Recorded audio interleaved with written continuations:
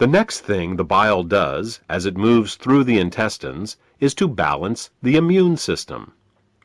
When most people think of the immune system, they think of white blood cells floating through the bloodstream. But over 1/2 of the immune system is actually located in the intestines. The job of the immune system in the intestines is much more difficult than that in the bloodstream. Infections only rarely make it into the blood, but every day our intestines are exposed to millions of parasites, bacteria, and fungi. Because the intestinal immune system is continually at war with these microbes, it is much easier for it to become overly aggressive and start to attack our own tissue. What bile does is to regulate the intestinal immune system, helping to prevent it from becoming overly aggressive and causing autoimmune disorders. If you're suffering from a gut-related autoimmune disorder, it may be because of a blockage of bile flow. The last thing that bile does in the intestines is to kill parasites and candida. Tests show that even the healthiest person still has some degree of parasitic and fungal infection. While there are many antiparasitic and antifungal remedies available in the marketplace, most of them are mildly toxic and therefore unsuitable for daily use.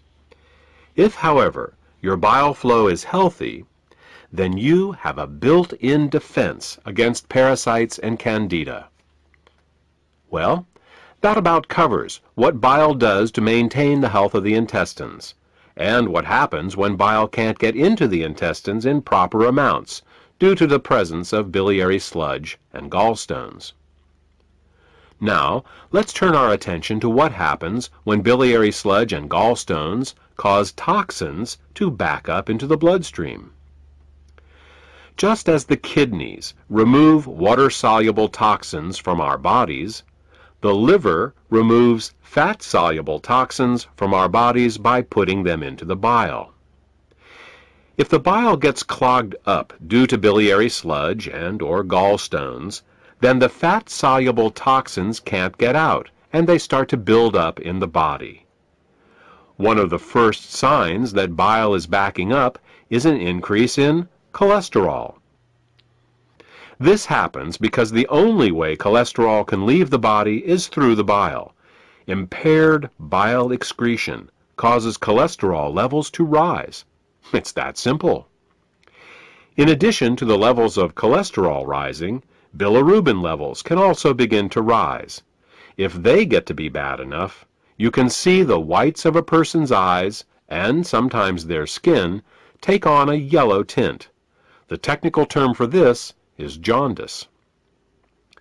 While an increase in cholesterol and bilirubin levels in the body is easy to recognize, the accumulation of other toxins is not. Literally thousands of toxins and chemicals are processed by the liver for removal through the bile each day. When gallstones and biliary sludge prevent these toxins from leaving the body, they begin to accumulate in the bloodstream and the tissues, causing all sorts of problems. Dissolving gallstones and biliary sludge is an often overlooked but vitally important part of any detoxification program. The last problem we will discuss, that is caused by bile backing up into the bloodstream, has to do with immune function. As we said earlier, bile plays an important role in the immune system of the intestines by keeping it from becoming overly aggressive. Unfortunately, what's good for the immune system of the intestines is terrible for the rest of the body. Studies have shown that when bile acids are present in the bloodstream, they inhibit chemotaxis and phagocytosis. These are fancy words for how well white blood cells can locate, move towards, and swallow infectious microbes. Thus, what starts out as a beneficial immunoregulative action in the intestines becomes an immunosuppressive action in the bloodstream and the tissues. These are all effects of bile backing up in the bloodstream. The final set of problems we will discuss is how biliary sludge and gallstones can affect the neighboring organs. In addition to bile acids backing up into the bloodstream, bile can also back up into the pancreas and liver, where it can cause alkaline burns.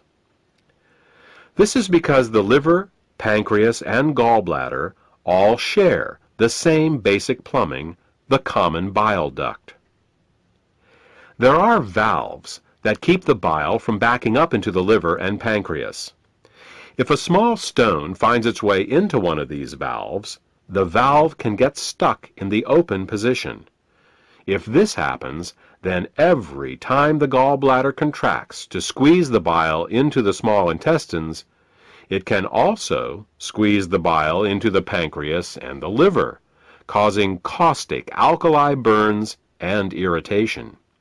You see, very alkaline substances can burn us just as easily as very acidic ones. And with a pH of 9.5, bile is very alkaline.